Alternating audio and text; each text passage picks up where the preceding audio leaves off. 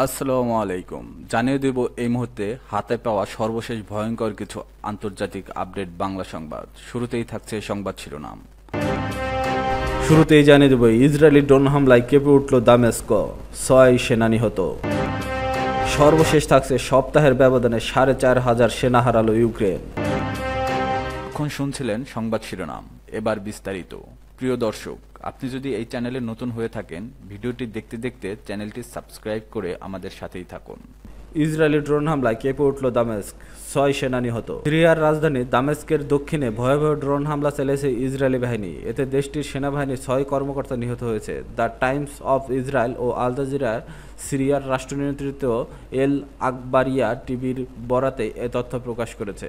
সিরিয়ার সংবাদ মাধ্যমটি আজ বুধবার এক প্রতিবেদনে জানায়, দামেস্কের উপকণ্ঠে আল কিশুওয়া শহরের ঠিক পাশে সেনাবাহিনীর অবস্থানে ইসরায়েলি ড্রোন হামলা আঘাত হানে।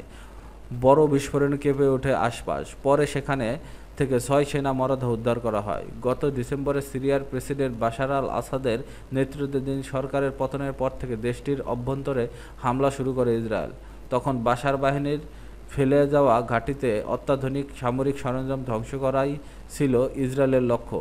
এরপর মাসের ব্যবধানে সামরিক বেসামরিক স্থাপনা, গুরুত্বপূর্ণ কৌশলগত সম্পদ লক্ষ্য করে হামলা চালায় ইসরায়েল। মাঝে আন্তর্জাতিক সম্প্রদায়ের চাপে কিছুটা দমেছিল ইসরায়েল, কিন্তু সম্প্রতি দামেস্কের বাইরে নতুন করে ইসরায়েলি সেনা অভিযান শুরু হয়। সিরিয়ার পক্ষ থেকে এর তীব্র নিন্দা জানানোর একদিন পরে সরকারি বাহিনীর উপর হামলা ও হতাহতের ঘটনা ঘটল। ইসরায়েল প্রতিরক্ষা বাহিনীর পক্ষ থেকে তাৎক্ষণিকভাবে কোনো বিবৃতি পাওয়া যায়নি। ২০২৪ সালের ডিসেম্বরে বাশার আল আসাদের সরকার পতনের পর থেকে দক্ষিণ সিরিয়ার অভ্যন্তরে ৯টি পোস্টে আইডিএফ মোতায়েন করা হয়েছে, যার বেশিরভাগই দেশগুলোর সীমান্তে জাতিসংঘ প্রহরী বাফার জোনের মধ্যে। এছাড়া ইরাক থেকে মার্কিন বাহিনীর বিশাল একটি ভরকেও সিরিয়ায় মোতায়েন করা হয়েছে। বুধবার ২০ আগস্ট মার্কিন সেনারা ইরাক থেকে প্রবেশ করে হাসাকা প্রদেশের দক্ষিণে অবস্থিত আল সাদ্দাদি ঘাঁটিতে অবস্থান নেয়। সাফাক নিউজের সংবাদদাতা জানায়, সর্বশেষ কনভয়টিতে প্রায় ৮০টি ট্রাক ছিল। এতে লজিস্টিক সরঞ্জাম, জ্বালানি, সাজোয়াজান, সৈন্য ও গোলাবারুদ বহন করা হয়েছে।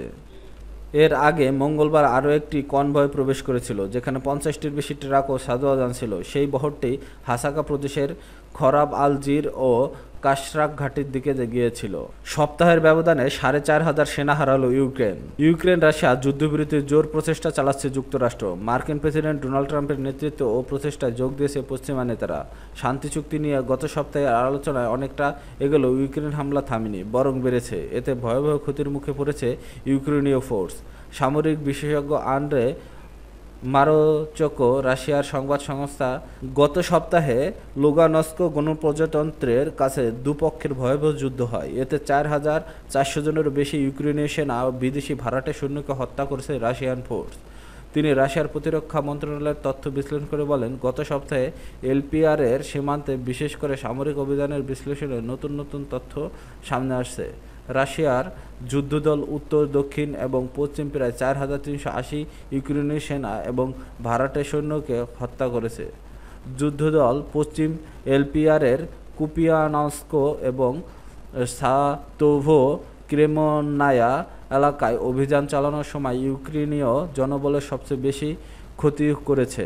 সামরিক বিশেষজ্ঞ বলেন, রাশিয়ান সেনারা গত সপ্তাহে ৬টি ট্যাঙ্ক, যার মধ্যে ৩টি ছিল লেপার্ড ট্যাঙ্ক, ৫৫টি ফিল্ড আর্টিলারি বন্দুক, একটি Grad multiple launch rocket system, ৪৯টি রেডিও, ইলেকট্রনিক এবং কাউন্টার ব্যাটারি যুদ্ধ বিমান স্টেশন, ৯৩টি গোলাবারুদ, জ্বালানি এবং উপকরণ ডিপো এবং প্রায় ২৭০টি শত্রু যুদ্ধযান ধ্বংস করেছে।